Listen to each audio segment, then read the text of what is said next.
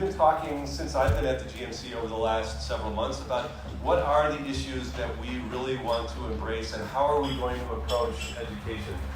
In the lead up to when I was hired, there were discussions with members, with people throughout the committee over what are the issues that this community really needs to grapple with. And certainly K-12 education is paramount among them. Economic development, racial equity, economic opportunity, workforce development, all of those things are critically important. And we're going to spend time over the coming months doing strategic planning around these things. And so we'll have more conversations with you about that. But as we've been talking about where we're going on education, early childhood education is really one of those areas where all of those things come together, where all of those things converge. Whether it's K-12 education and how prepared young people are to go into K-5, where we're going with workforce development. You know, workforce development can be looked at in a lot of different ways. Early childhood is one area where it really comes into focus.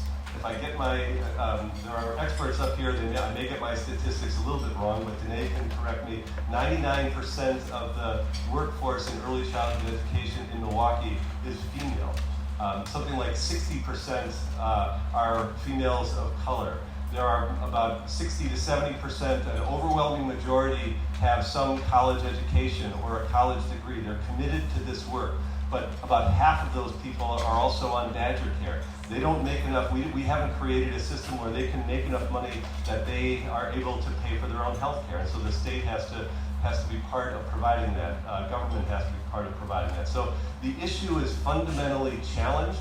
And over the course of the pandemic, a lot of those fractures in the early childhood education system really came to be seen more acutely.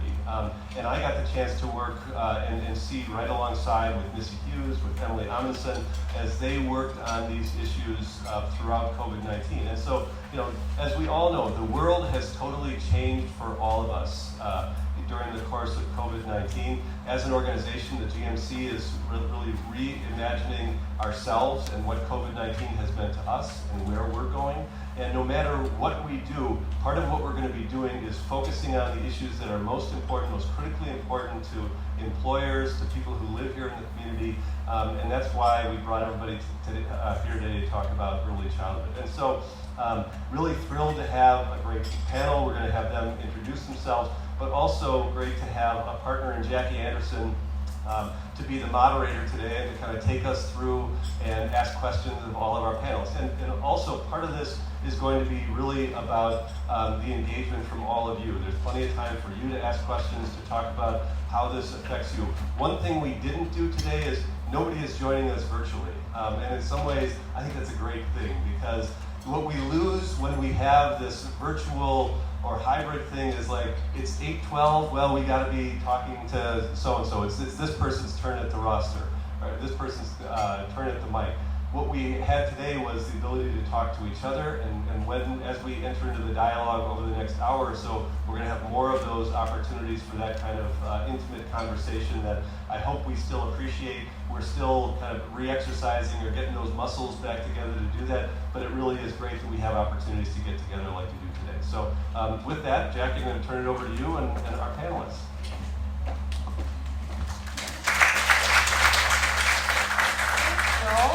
I am Jackie Anderson, the Director of Raising Wisconsin at Wisconsin Early Childhood Education Association. So Raising Wisconsin, if you've not heard, I'll give it a little plug, is a brand new advocacy initiative at WICA. So we are really, really excited to be here. We're so thrilled that Joel asked us to be a part of the moderation, as well as being with this powerhouse group of panelists. So I know a lot of you are not in the early childhood world, but I gotta tell you, like, the work that these four women have done is phenomenal on the local and state level. So y'all are really lucky that you're here today to hear some of our great panelists. So I'll give a quick little bio on each person, and you'll see what I'm talking about when I say that it's an impressive group. So Secretary Emily Amundsen is from the Department of Children and Families. Governor Tony Evers appointed Emily as the Secretary of the Wisconsin Department of Children and Families, effective January 2019. Secretary Amundsen has over a decade of experience in state government, with an immediate, intimate knowledge of children and youth and their interconnectedness to the health and vitality of our state. Emily is a Wisconsin native, began her career as an English educator and school founding member in New York City, taught high school English in Middleton, and has done adjunct work with practicing teachers through the bilingual education program at Edgewood College. Prior to DCF, Emily served as the Chief of Staff for now Governor Evers at the Department of Public Instruction, DPI. During her time at DPI, she advanced multiple statewide and cross-agency efforts in partnership with DCF, including early learning, early and family literacy, after-school programming, intervention and prevention, homelessness, and youth justice. Wow, right? Just that alone. I love having my bio read I know, I always like to look at the panelists like, isn't that amazing? Emily received her undergraduate degree from UW-Madison, her Master's of Education, Policy from Harvard Graduate School of Education, and has completed coursework, a PhD in Literacy Studies at UW-Madison. She is a proud spouse of a teacher and the proud mom of 2 elementary school-age children. Let's give it up for Emily and Munson. And Missy Hughes is the Secretary and CEO of the Wisconsin Economic Development Corporation, WEDC, the state's lead economic development organization. She was appointed to the post by Governor Evers in September of 2019. Prior to joining WEDC, she was Chief Counsel and Chief Mission Officer for Organic Valley, a Wisconsin-based nationwide cooperative of organic dairy farmers.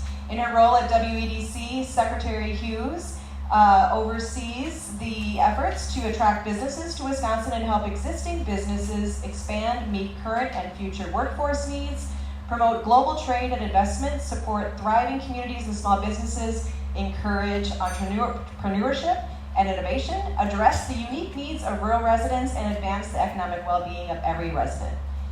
Let's give it up for Missy. And Tamara Johnson. Tamara is primary and full-time job is serving as the Executive Director at Malika Early Learning Center. As the Executive Director, she has the pleasure of leading a state-of-the-art facility that focuses on children birth to age 8 in her early childhood and elementary school programs. She has held director positions at Milwaukee Public School. She has an associate degree in child development, a bachelor's degree in human services, and has a master's in early childhood administration. So on top of being a director, she's got lots of schooling behind her. She also has held positions on the board of directors of the Black Child Development Institute, BCDI, a Milwaukee affiliate, Metropolitan Milwaukee Alliance of Black School Educators, Parents Plus, and many other organizations. More recently, Tamara was named to the governing board for NAUIC for a 4-year term beginning in 2017. Let's give it up for Tamara. And last but certainly not least, we have Danae Davis from Milwaukee Succeeds. Danae is the Executive Director of Milwaukee Succeeds, a collective impact initiative aiming to improve education for every child, cradle to career. Danae co-leads the Early Childhood Education Priority and ECE Coalition. Previously, Danae was CEO of Pearls for Teen Girls, Diversity Affairs Director at Miller Corps, and Director of Diversity Management at Kraft Foods. I did not know that about you. Danae also chairs the board at Strive Together. She earned her BS in Political Science at UW Oshkosh and her Juris Doctorate at UW-Madison. So, welcome everybody. Let's give it up for Danae. All right, so I'm gonna, at this point, we're gonna transition to a couple questions to hear a little bit more about how these leaders have certainly impacted the role of early care and education as well as businesses. So we're going to go ahead and start off with a question for Secretary Munson.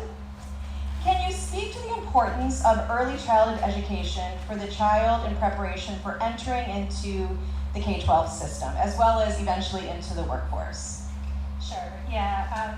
So happy to do that, but also just want to acknowledge that there are experts in this room, and I hope we can do the kind of panel where we can kind of step on each other's thoughts a little bit, because I'm gonna name check Tamara and Danae, and Missy and Laura Gutierrez and Joanne Anton and so many others like in my comments this morning.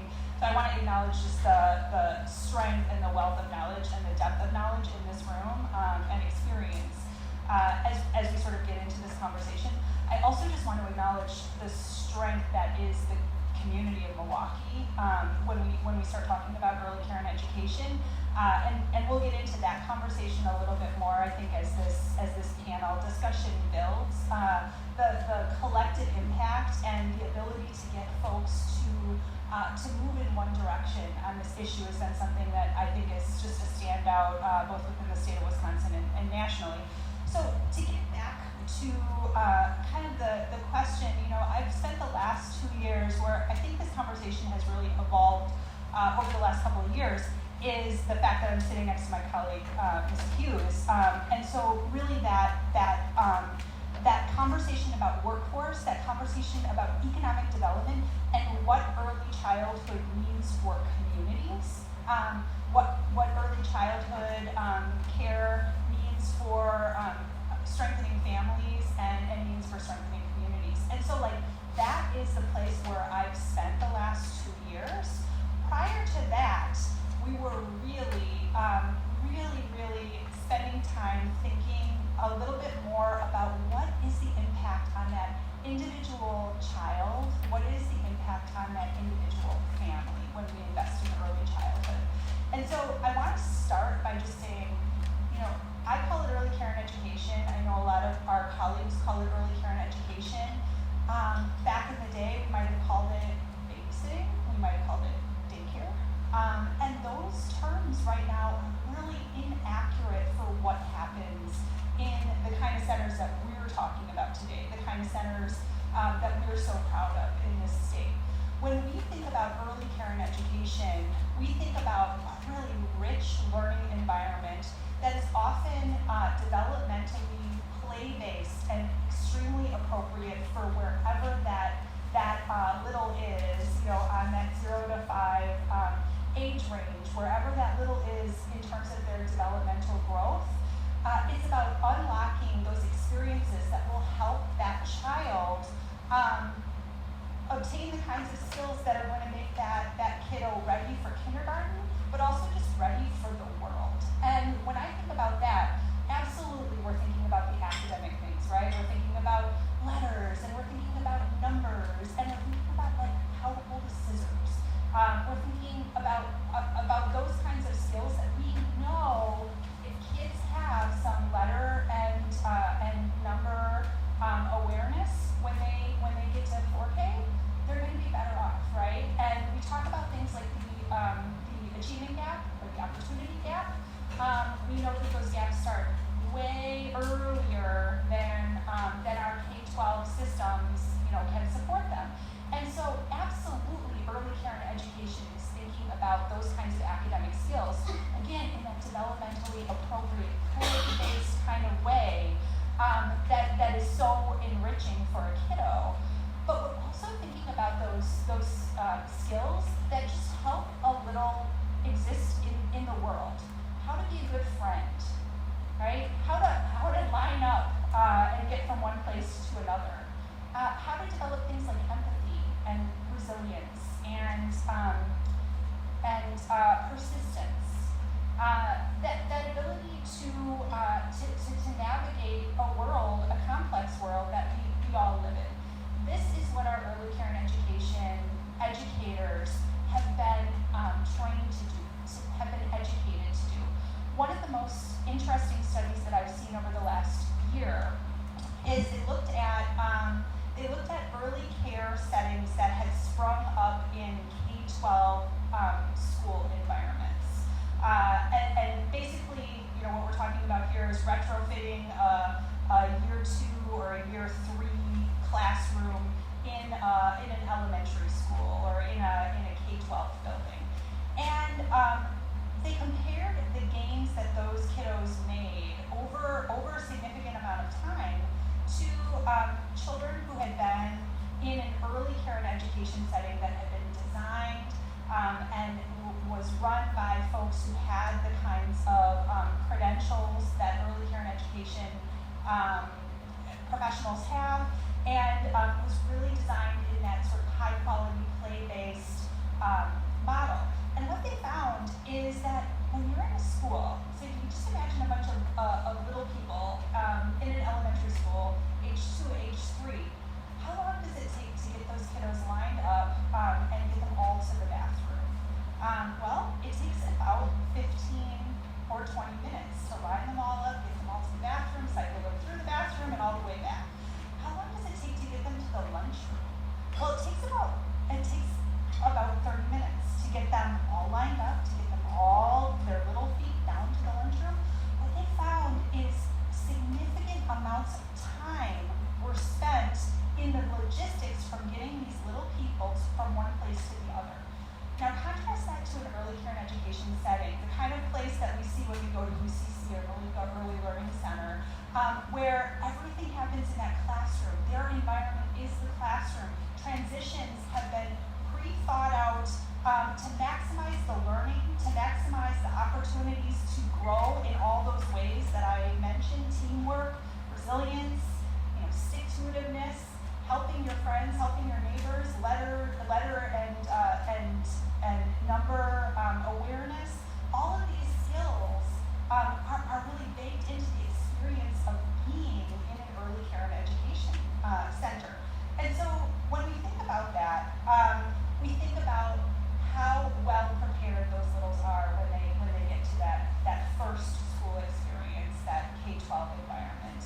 There are so many centers here in the city of Milwaukee that have excellent relationships with K-12 environments and are working from day one to make that transition both for the child and for the family as smooth as possible. And so what we're doing here is we're knitting the kind of fabric both for the child, for the family, and for the community that helps to keep us strong and helps to keep us strong and healthy together.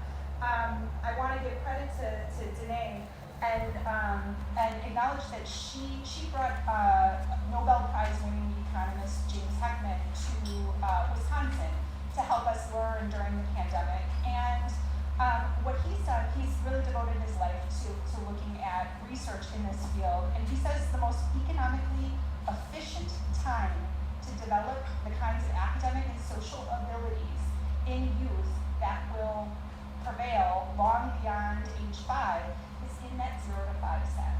It's economically efficient. It's a great investment. We can talk more about this, but there's a 7 to 10% per annum return on investment for investing in early care and education in that 0 to 5 landscape.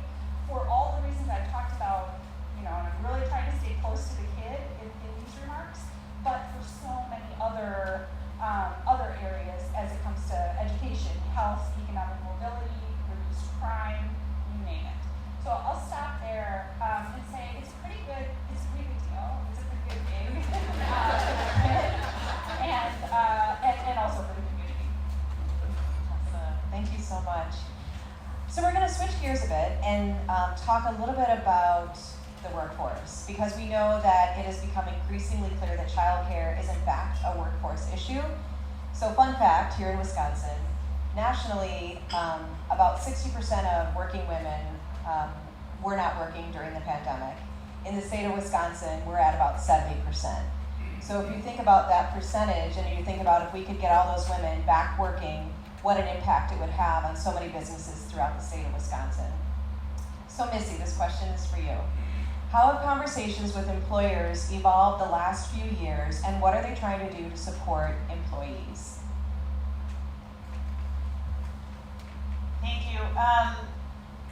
As I listen to Secretary Amundsen, it always reminds me when I'm sitting with professionals who are taking care of the littles, as Emily calls them, that the early childcare conversation it's humbling to hear you talk about the children and how important this is to the children, because I always think about it from a woman perspective or from a workforce perspective. And so for me, early childcare is absolutely about workforce development and enabling especially women to get into the workplace and remain in the workplace. So prior to the pandemic hitting, I was just on the job for, 4 or 5 months, and I, started to understand the challenges in Wisconsin we're facing around workforce and the aging of our workforce and less young people. And I, would talk about childcare, and I would get blank stares. Like, what does that have to do with, we've got important things to think about, not about that. And then the pandemic hit, and we saw this portfolio hit that all of a sudden we understood how important early childcare is to our ability to fully engage in the economy. And it also reminded me of how infuriated my mother would be to hear that women weren't able to go to work or were struggling to stay at work because of the childcare issues in this day and age. I could hear her saying, in this day and age from beyond, and you need to work on this. But really, the thing that struck me the most was the ignorance of the business community about how hard it is to run a childcare facility. Coming from years of working in rural Wisconsin, where we're in a childcare desert, and trying to understand, why is that childcare facility going out of business? They must be bad managers. They must not know how to run a business. And oh, by the way, it was always women running those businesses, so the women were bad managers. And just a lack of understanding of how the challenges of having workers who are not paid well, who don't have benefits, who themselves are often in crisis, who often themselves have children to take care of, and understanding that there's tensions with the public school system that is making it difficult to have the place where you're actually making money. Those kids are going, are able to go to pre-K or what they call it, 4K. All these dynamics that are impacting the childcare provider are not making that person a bad business person. They're the universe that they live in. And so for businesses, what I've been really trying to do is sit down with them and describe that model to them and have them understand, like, oh, that's not a sustainable business model unless I get involved, unless I, as the employer, understand that if I want to have women in my workplace, I need to figure out how to help there be childcare. And I've had employers say, well, I don't want to favor, the employees I have of parenting age. I'm like, well, you're investing in them, so don't you want to keep them and don't you want to provide those benefits? Once the pandemic hit, employers started to understand it and they started to engage. And it's still it's still a learning process at this point, but there's definitely an openness, because the one thing that in this day and age employers recognize is that having women in the workplace is incredibly important, that you need to give families the opportunity to have that time in their life when they have little ones and work through that. So employers are starting to understand. We've seen some really interesting, innovative things happening with employers around the state, and we're trying to learn those best practices and be able to share them. But it's really been my goal to kind of bridge that care that the professionals I'm sitting with give to the littles with the understanding of employers and how they can support that work. Thank you so much. And if you want a little data on the true cost of care, on your table, Joel and Maggie have some collateral that we created through Raising Wisconsin with some good data that actually shows the true cost of care, because it's not like directors are making a lot of money. I mean, really, there's the breakdown of what the costs are. We can certainly make sure everybody gets one of these copies if you're interested, so that you can be educated when we're talking to other businesses, and so that we can be educated when we're talking about how important a strong investment is for childcare, so that we can make sure that everybody is really supported. So Tamara, speaking of being supported in a strong early care and education program, you are a 5-star rated early learning center. So for those of you who don't know what a 5-star rated is, that's the highest star rating you can get, the highest quality. So you've been also chosen to be the childcare provider with the new Thrive On Community Space. Amidst all of the challenges of this industry, what has allowed you to center to succeed? What more do you still need both from your families, but also for your staff to thrive? Wonderful. Thank you for that question. And I can get on my soapbox all day, but I'm going to stick to the script. First, I would like to say thank you to Secretary for uplifting the professionalism and the titles of what we call the work that we do, because that is a start of where the conversation needs to be headed for folks who don't understand early care and education, is the fact that it is a professional business that provides care to young children and families. So thank you for that, because most folks are still calling us babysitters. But to the question at hand, in regards to how Maleka specifically has been able to sustain itself through the challenging times, I believe one reason is that we've been able to sustain over the past 20 years good leadership, good governance, but we also understand the lopsidedness or unbalanced business model of early care and education that Missy alluded to.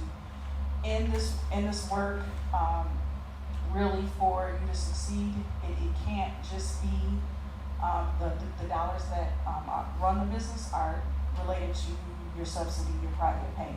If you think about businesses have a business model around marketing, HR, fund development, all of those things, and the business of childcare, which is a business just like every other. Those things are built into other duties as assigned, or they're not funded at all. And that's the hardest part. And listening, I was at a session on Saturday and listening to providers, one thing that came up was marketing. Most businesses already have that. We, in early care and education world, that's probably one of the, we function off of word of mouth. There are certain resources or tools that are built into most business models that early care and education are afforded the opportunities to. One other thing that you alluded to, Jackie, that's on the table is about the true cost of care.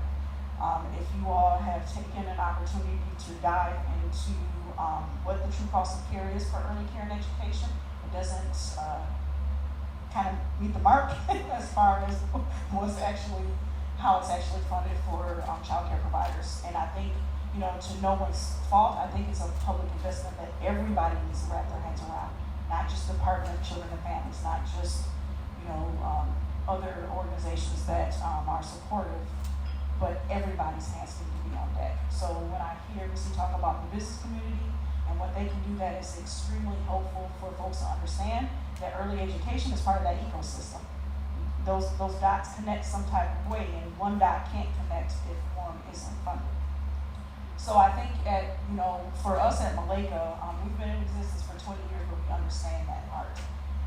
We are fortunate, again, with the governance and leadership that we've had to be able to understand how that equation works and figure out the activities of the things that we need to engage ourselves in connecting those dots.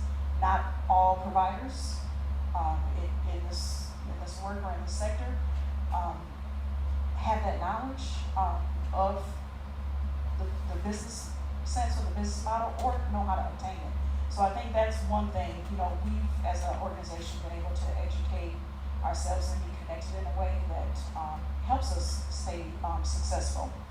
In terms of what we need more of, I will tell you that true cost of care is absolutely true.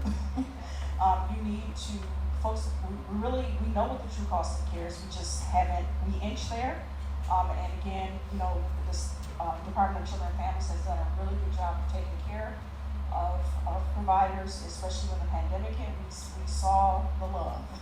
We understood and the listening ear that was there, but still need to move the needle a little bit. But again, everybody has to be part of that equation. And I think the true cost of care will support families, it will support staff, it will support businesses, it supports the community. For one, the other thing that I think is extremely helpful for us to understand is that in early care and education, not just the model, the business model itself, but also the mindset of how we fit into the community. When Secretary explained it, she explained it as being part of the infrastructure and the ecosystem. And that's the mindset that we all need to have. I think that will be what's helpful in what we still need. We need folks to understand that we are part of the true landscape of communities thriving. Thank you. Thanks. So this is for Secretary and Missy. So we all have heard this pretty clearly in what has been shared so far, that we know that childcare and early childhood education, it's imperative for families, especially for women, as well as for businesses. So tell us a little bit about what has been done to bring employers into the conversation so far. Sure. I love Missy's story about her first few months on the job, because I think it was probably pretty quick that I was blowing up your phone and saying like, hey, I think you might be interested in this topic. And we had a couple of just really great conversations about the fact that the Department of Children and Families, our bread and butter is working with early care and education providers.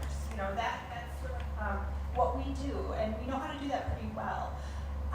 What we were interested in doing, we had just received what's called a preschool development grant, and it's a federal grant that's really intended to bring together the cross-sector partners that help to keep that birth to 5 landscape really strong. So early care and education is part of that, but also think about like early health care, think about Head Start, home visiting programs, well child visits, just that whole sort of supportive community that helps to wrap around families and help keep them strong and healthy in those first 5 years. So we knew that in order to be successful and in order to take Wisconsin forward in that model, we had to build a bigger table. And so we knew that getting businesses involved and business leaders involved in helping to kind of navigate our next steps was incredibly important.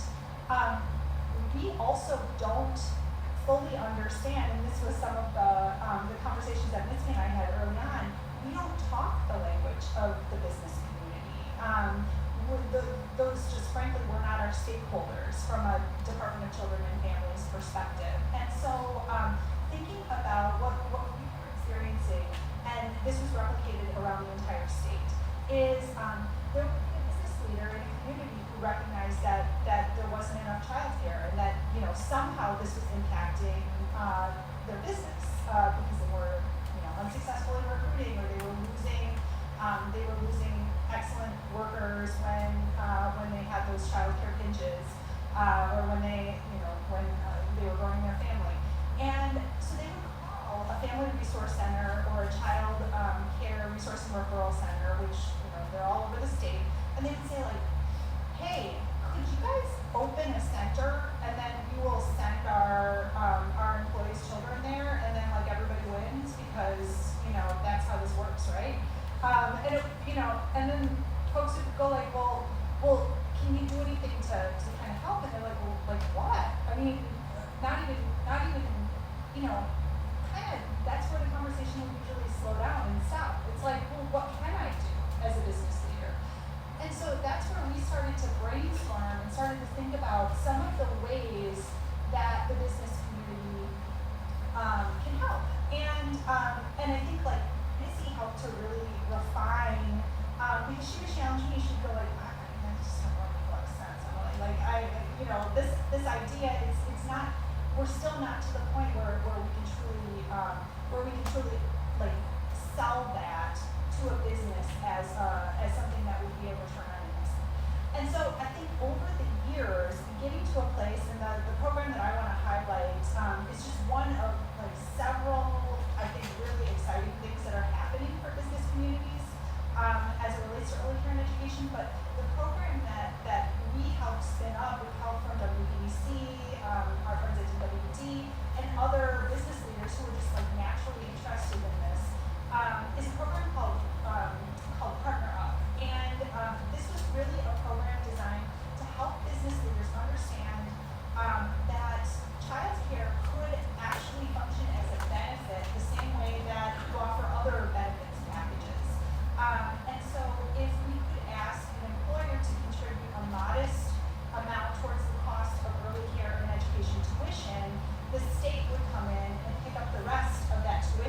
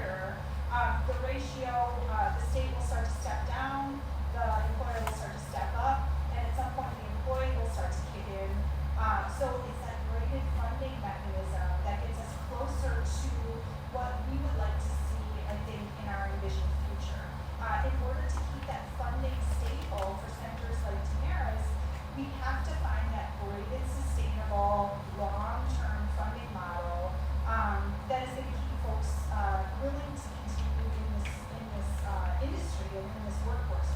One of the things about Malik that's so exceptional is the retention rate. And when we retain high-quality early care and education workforce, that has an impact on the kids. The kids learn more effectively. They pick up all of those skills that I was talking about more effectively when we have that stable, high-quality workforce. In order to pay those folks what they are worth, what their education dictates, we have to get to that true cost of care. So the Partner Up program is really our toe in the water from the Department of Children and Families to say, business leaders, we have a really concrete thing. We have a really concrete program that we can tap into. Now macro, we've got these collective impact projects that I think are so exciting, and I want to let Missy talk a little bit more about those.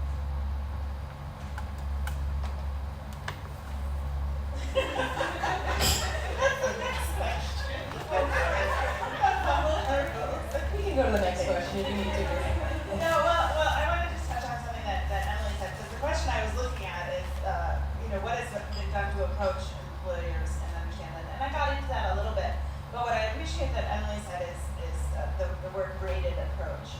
And so in talking to employers, it really has been that kind of graded approach to see where are they in the spectrum or the horizon of understanding that this is a challenge that is affecting their business. And, they might not quite understand that. And, so there's different things that are happening. And the one that really comes to mind as far as bringing this conversation to the employers is Governor Evers' cabinet has more women on it than any other cabinet in history. And the important thing about that is that when me or Emily or our colleagues are on the factory floor or sitting in a boardroom, we're just saying, so what's childcare like in this area? Or what are your employees experiencing with that? So we're not like coming down with a big hammer that's, you have to play the game. And you have to kind of subtly bring up these things and see where they're at. And, oh, well, we're really thinking about that. Fantastic. What are you thinking about that? Or, oh, that's, we don't have to worry about that. That's, we let the employees take care of that. Well, that's not really going to work. So it's really this graded approach to the conversation, and then it's also, as Emily alluded to, coming in with the resources to try to spur something. And so we have taken on what's called the Workforce Innovation Grants in Wisconsin. The governor dedicated $130 million to removing barriers that are keeping Wisconsinites from fully participating in the economy. And so we've now awarded those grants, and a number of them are dedicated to really innovatively solving the child care issues that we see around the state, whether it has to do with trying to create housing for early child care workers, or whether it's actually creating centers where the community hasn't been able to do that. Down in Greene County, we worked with the YMCA to expand their child care facility. So just all the, again, a graded approach to really providing those resources and determining how to do that, and doing it from the community's perspective so that we know there's a sustainability with that effort. It is definitely a work in progress to continue to educate employers about these challenges, and what I really try to do is really try to put it in their language so that they understand, sometimes there's a supply shortage, sometimes there's over demand, and if there's a moment where a child care facility has empty slots, then they're losing revenue, right? And it's this starts to help the employers understand that this is a challenge that the early child care providers are facing that is out of their control, and creates instability in that environment that then carries over to the employers and their employees' ability to access that child care. So it's an ongoing education process. It's a long-winded way of saying that. I think just one other thing that often we've heard stories, this happens more in rural areas, but it happens here as well. The idea that young families they choose to locate. And with the job market as it is, it's really a buyer's market right now. And one of the things that we know young families care a whole heck of a lot about is there a high quality child care center that has openings for my family right now, and what are the schools like? And so like those two questions often dictate whether or not a family is going to relocate and take that opportunity. So I think that as business leaders are experiencing that too, as sort of buyer's market, they understand how the answer to that question, you know, that question may come to you or may come to your HR team as opposed to, you know, oh gosh, I don't know, you know, here's the number for someone else whose problem that is. And I think, you know, I also just want to call out, like my mom was she was the only woman executive in her organization for many, many years. And, you know, Missy talked about her mom and when she hears her mom saying, well, my mom, you know, tells me the story that as an executive with young children, this was something that she felt like she was carrying on her own shoulders privately. If there was a hiccup with childcare, she would, you know, literally leave the executive suite, go into a hallway and kind of crouch down and take that call because she didn't feel like it was something that she could bring to the office. She didn't feel like it was something that was appropriate to bring to the office. It was something she had to struggle with. And I really want to commend Rika and some of the work that they've done around creating business surveys that really unlock and open up that conversation within workplaces and start to normalize conversations about care. When we do surveying about this, we find that disproportionately women are carrying some intense emotional burden and stress that comes with navigating this pinched childcare market that we're all experiencing right now. When you don't feel like you have a stable and safe place to send your children, you're constantly worried about that. And the stress that you carry, if you don't feel like you can share that, talk about that in your place of work, is stress that you're carrying individually. So I think just normalizing conversations about care, about you know, how is childcare going? Are you happy with your childcare provider? Some of the best friends that I've made are families of folks that I met because of my early care and education. You know, you're all in it together in that 0 to 5 space, and then those kiddos grow up and go to K-12 together.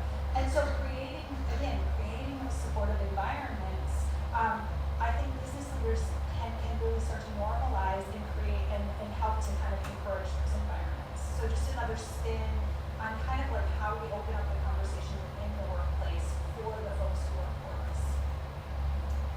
Thank you.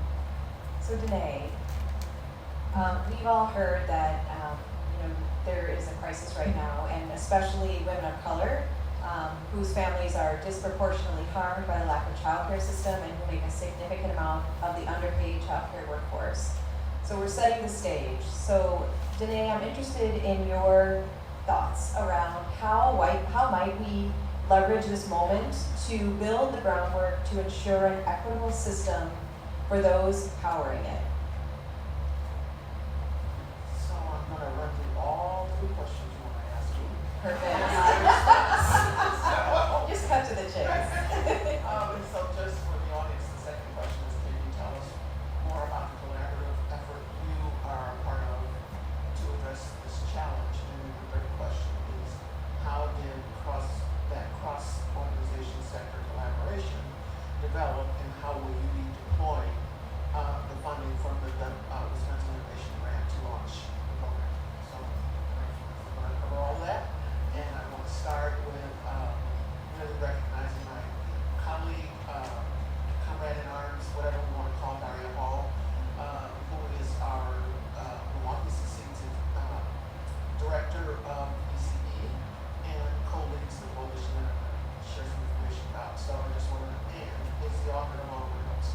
So I just want to make sure that I give credit where it is due.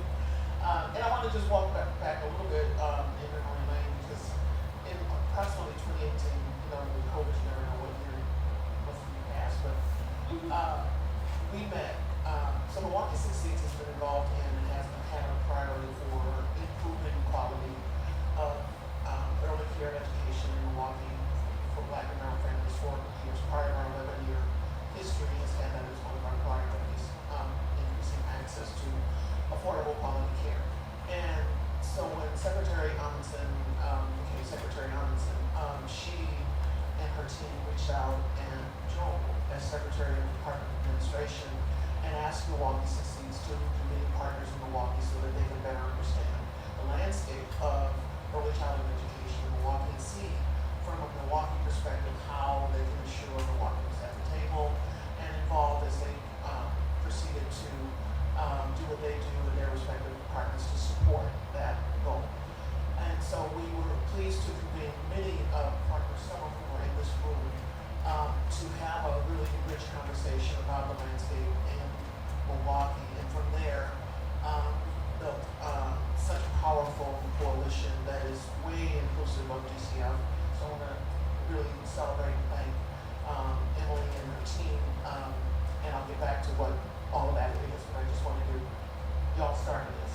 And then I wanted to say, in terms of what else is an impetus for the Milwaukee Coalition, my information and data is really going to be about Milwaukee for a whole bunch of obvious reasons. So, but I do think that much like what Missy said and Emily said and Claire said, it is reflective of the landscape not only locally, statewide, and also nationally. But we actually decided based upon that meeting, that when the mayor and their asked Albert Gilligan, who is president of the foundation, the Milwaukee Foundation, to help get community and philanthropic support around critical issues during the COVID pandemic. We formed a group called the Events Members of PCD Wisconsin, and that was at the core of it was that group that joined quickly 2 years prior, if you will. And that group did some amazing work to coalesce, if you will, around what are the main needs for our family and service care providers, those who support them, and anywhere from masks and PPE to how to keep lights on, how to support the staff, how to address mental health issues, and then this coalition some of the data that I think is important for why we're focusing as a coalition on increasing access to quality, affordable PCE for Milwaukee's Black and brown families, and increasing recruitment, retention, compensation, and professionalization of the PCE workforce are, as has been mentioned, affordability is a critical issue and something about. In Milwaukee, care for one infant toddler costs an average of $15,328 a year. That's 35% of the median household income at $44,109. Think about that. 35% of the income for one child. The national benchmark for affordability is that childcare should not cost more than 7% of household income. Big, huge gap there. We've got gaps in available service, meaning gaps in slots, and we've got 40% of our child care providers are meeting the 3, 4, 5 MSRP definition of quality. So you put all of this together, and you have over half of Milwaukee's students, children who do not have access to quality early care and education. And gaps are most profound in Black and brown neighborhoods, more data. So 76% of Milwaukee's providers report staffing shortages, 76%. As a result of these shortages, 38% are serving fewer children, 40% have increased wait lists, 29% are unable to open classrooms, and 14% have reduced operating hours. We had gaps before that, and those data tell you just how prices really are, at least in Milwaukee, and I would argue, around the state. One of the biggest reasons for these staffing shortages is that under this broken child care business model that everyone on this panel has talked about,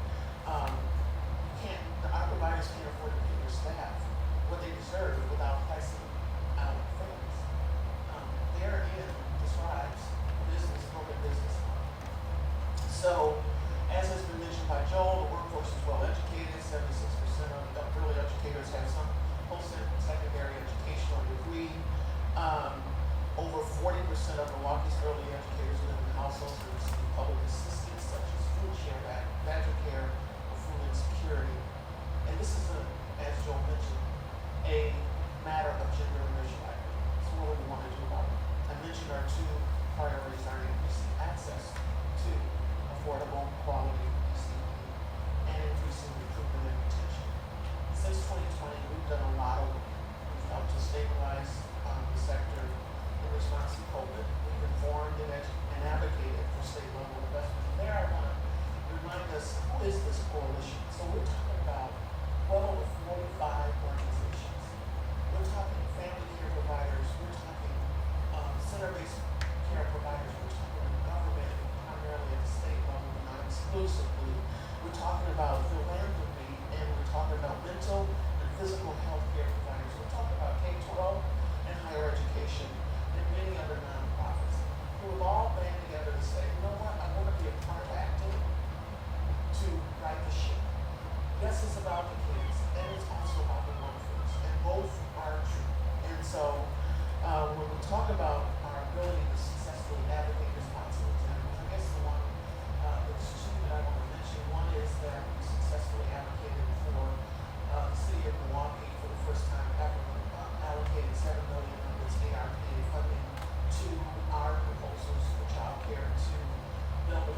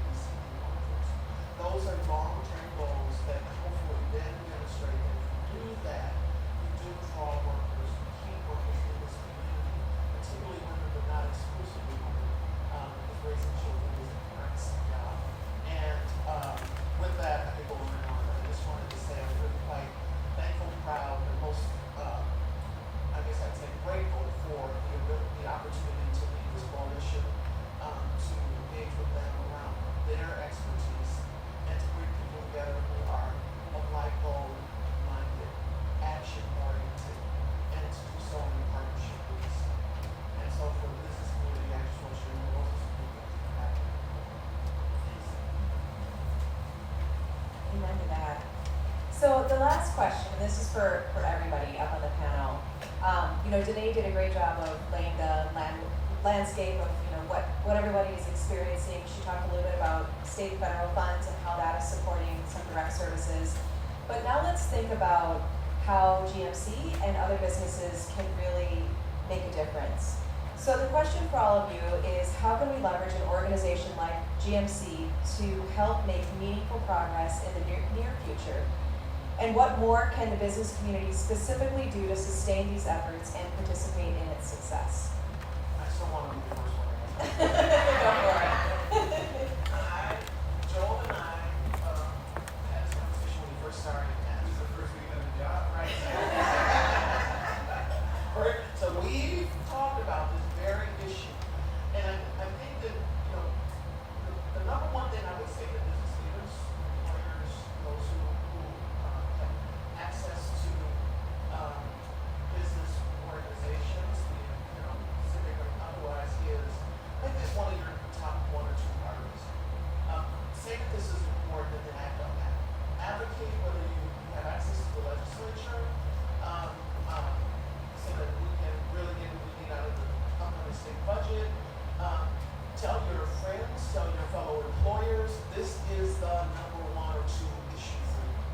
You can go to our website, you can go to Raising Wisconsin's website, ours is longest66.org, and there's a receipt page. If you need any of the data that I just shared, there's just tons of information to help you in this specific area for business. But I think we've got to start making this a deal, like a big deal. And business leaders talk to their peers. I said to Joel when we met, and he and I think he agreed with me, the sooner we get involved in our babies, in their development, their healthy development, like Secretary Amundsen said, the more likely we're going to impact K-12 and then our so this is an area that, there's tons of data and information that says, let's get involved at the beginning. I think everything that Danae said, I would also encourage businesses with GMC to look at the opportunity to have those same conversations with employees that Missy and Emily did, because what you'll find is the narrative to the numbers that you see. And I think if the stories become real for your employers, they also start to connect in a different way than just reading about it. It becomes heartfelt that my employee is going through X, Y, and Z, and now I understand why. There's a story behind all of those numbers. So that would be my suggestion. Very good for both of you. Want to just ride on that and say that here in the Milwaukee community, I think knowing that there is a strong, vital cross-sector network of folks who have raised their hand and said, we care about this and we want to be part of moving this forward, and that's the coalition that Danae mentioned. Statewide, the organization that Jackie leads, Raising Wisconsin, is that same kind of collective impact, cross-sector, partner, table of partners that is really committed to moving these issues forward at the state level. And so if you're looking for a place to tap in, you can tap into a train that's already moving really fast, that's already moving more efficiently than I think we've ever seen this issue move. I think that, it's discipline when it comes to, and I love that Danae really has taught me this, to keep it really crisp and really simple. She says we have a short-term goal and we have a long-term goal. And it doesn't have to be any more complicated than that. And I think that from my perspective, this upcoming budget, so the 23-25 budget process that's sort of starting in earnest now with a lot of conversations among stakeholders, but building towards what is usually a pretty raucous budget process. This is a big one for EC. We have propped up this sector with almost $900 million just out of my agency during COVID to keep this sector functioning at barely able to survive. Okay, when that funding cliff happens in 2023, early 2024,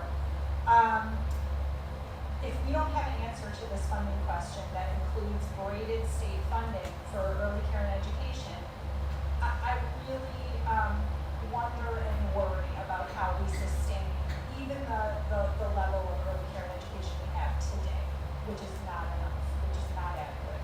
And so, from a state budget process, this is the big one. I need collaborative partners. I need Raising Wisconsin. I need the Coalition in Milwaukee, and I need the business community to say this is their number one or number two issue. What we hear from our legislators, and we feel like we work all day, every day on raising awareness around this issue. It makes a pretty tiny splash if it's just easy, and that's just the truth. We need our braided partners. We need folks to really lift this issue up for it to really rise to the top of that state budget agenda. So that's my answer.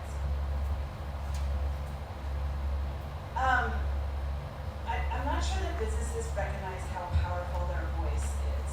And so, to say, as Danae said, this is a top priority, and to speak that to legislators is incredibly important. I love what Tamara said about talking to employees to really understand. Emily referenced the stress that this causes on a parent, and to really understand the stress that your employee is going through, and then Emily touching on getting involved with the conversations that are happening around. As I think about this, I have an analogy that I use in my little brain, which is I had a chance to travel to another country, and as we were walking through one of the cities, every store we went into had little ramps in the doorway. And I kept looking at it, what are these little ramps? And I realized it was for strollers. And to me, that's the analogy that as a state, as a country, we need to be using is what little ramp are we providing for the strollers in our world to be able to have, no pebbles in them, just go into a workplace, just go into a store and be welcome and be able to participate in all parts of our life in a really welcoming way. And until we recognize that 0-year-old is going to impact our world and our country, and that we need to do everything we can to take care of those very first moments for the child and for the family, we're still going to be fighting these budget battles. We're still going to be fighting this, what's happening in the short-term basis. We also really have to be thinking about the long term. And so for businesses, I would say, are you providing that little ramp? Are there pebbles on that ramp? And what can you do to help remove those pebbles and to help get this conversation where it really needs to go for our future? Thank you. And I want to just pause and reflect on, you all are here as business leaders and coalition members. And so by being here, that's the first step in building the ramp, is really starting to think about this, thinking about how can your businesses and organizations really make a change for Milwaukee as well as for the state. And I would be remiss to not also mention that Kimber Lytle, so she's our business engagement director at Raising Wisconsin. She is leading these same types of conversations with legislators and with business leaders throughout the entire state.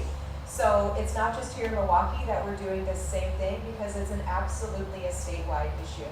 So I just want to recognize Kimber's good work and all that she's doing at Raising Wisconsin as well. So we do have a couple minutes for questions or comments before I turn it back over to Joel. So we'll open the floor. I can certainly hand you the mic if you want to use that and feel like you're a superstar, or need to redo some karaoke memories, or you can just certainly shout out any questions that you may have. So we'll open the floor. Go ahead. It's up to you. Can everyone hear me okay? Okay. Good morning. I'm Shayna Hazel. We're a couple packs as a funder, as a co-parent of a 10-month-old and a 4-year-old, as a former executive budget analyst for the city budget office. And so I'm thinking a lot about the brain of the three-legged stool and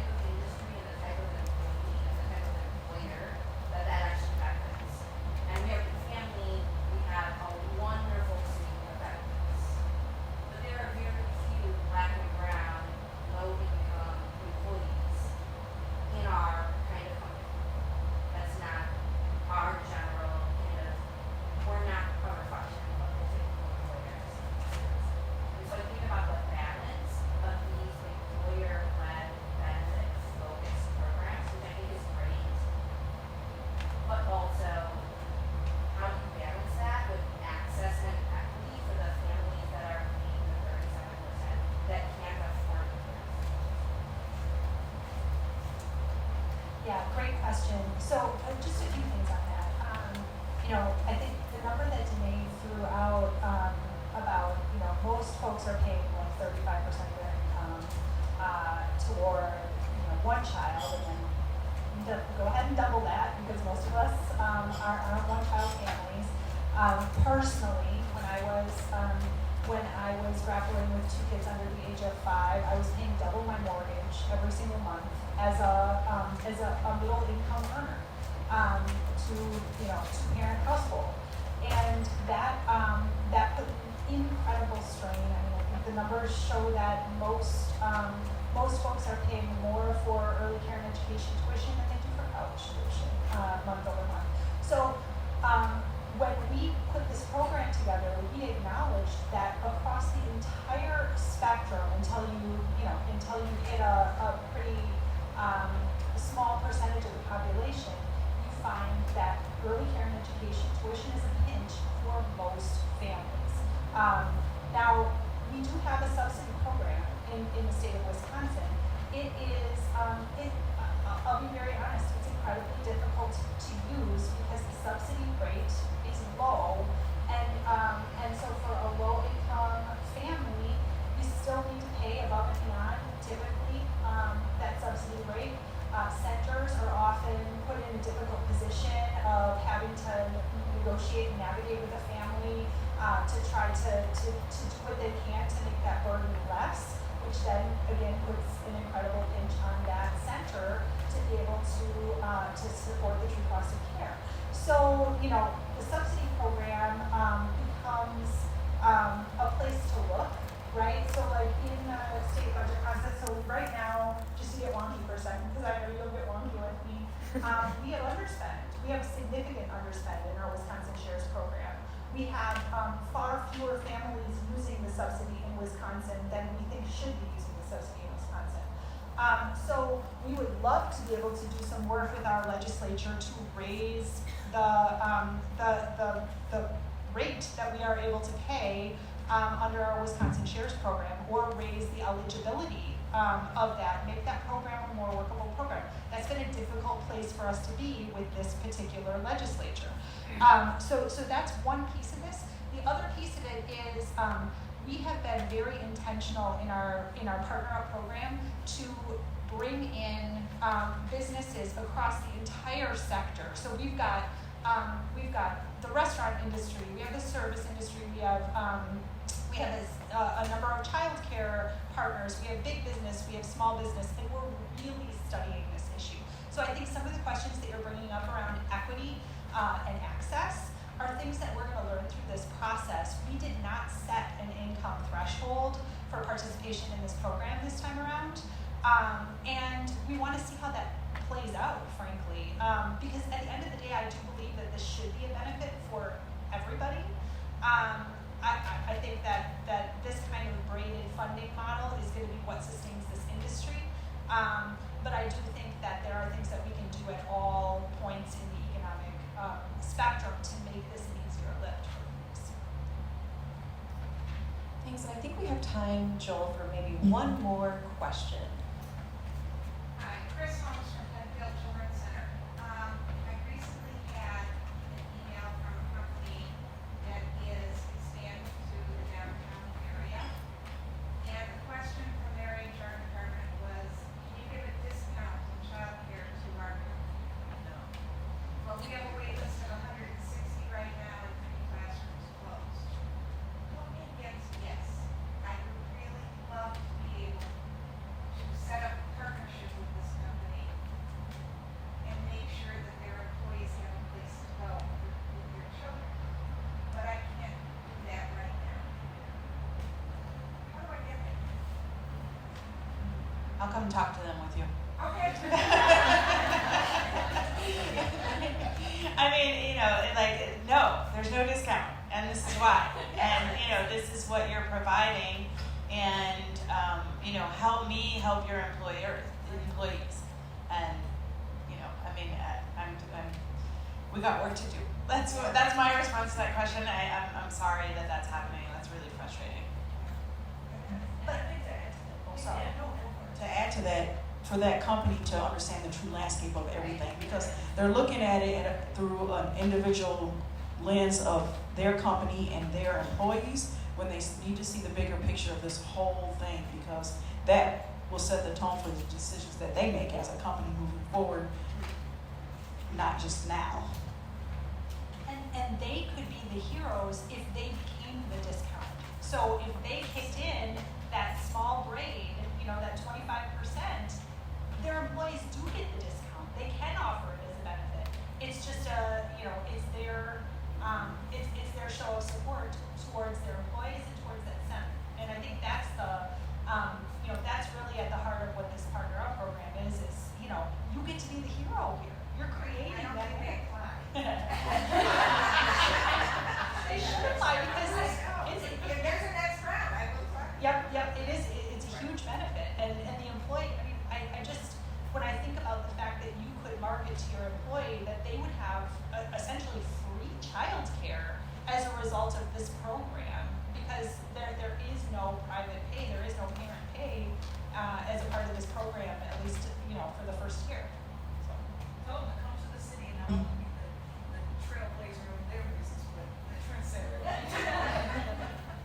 And we all heard that Missy will go with you to have that conversation. All right, for the sake of time, I do want to just give a big shout out to all of our panelists, and so much gratitude for you all for being here as well as our panelists. So with that, Now, one thing I just want to mention, whenever I did these panels when I was in state government, they never gave me the questions in advance. I had to think of this stuff right off the, they've changed. State government has changed. I want to express my appreciation.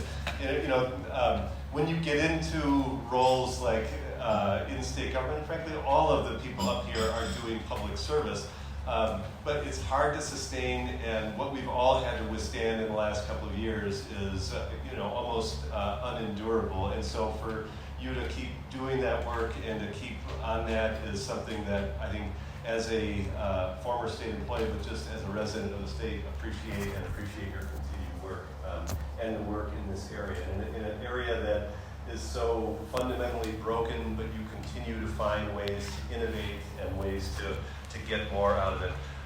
I think, this was the continuation or the start of a conversation about where we're going in the GMC, and there is much focus on K-12 education, and there should be, there needs to be in this community, but by taking a little bit of the attention that we spend there, or additionally spending some time on the early childhood landscape, I think we can do a lot to improve that moving forward. And so kind of my takeaway and our charge, I think, from this is, how do we continue to be supportive? We don't have to lead in every area. There is already a really strong coalition that's been ongoing here. How do we at the GMC fold into that? How do we, as people who are running businesses, who are doing things in the community, really continue to be better informed, better engaged, and to be truly working on the innovations in that moving forward. So there'll be more conversation to be had. Our Education Committee co-chairs will continue this discussion, but I just appreciate the opportunity to be here with you today and to have my former colleagues and all of my friends, our friends up here, and people who are doing this work with us. So thanks. I think people will stick around for a couple of minutes if you want to, but really appreciate everybody's time today. Thanks.